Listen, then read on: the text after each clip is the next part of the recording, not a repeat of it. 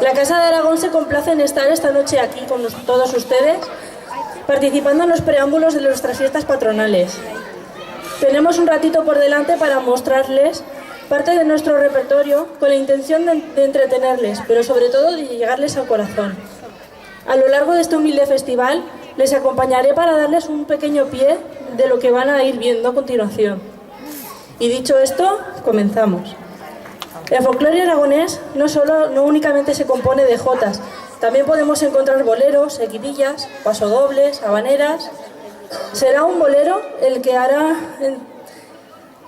nuestra actuación, con el que hace poco nuestro grupo causó sensación en Cella, en la reunión de casas regionales del exterior de Aragón. Les dejo con el bolero de Zaragoza.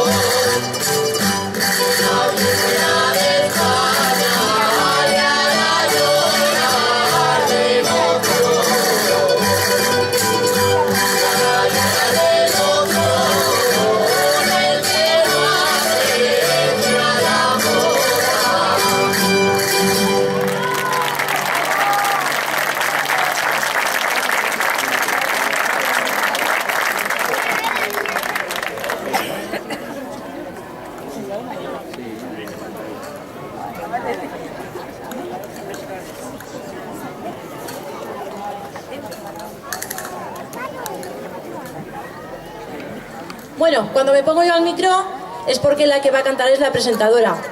Y ella nunca tiene una presentación en condiciones. ¿Qué voy a decir de mi hermana? Pues que aparte de ser una jotera, es una hermana y una madre fenomenal. Les dejo a todos ustedes con Paqui García con 2 Jotas de estilo.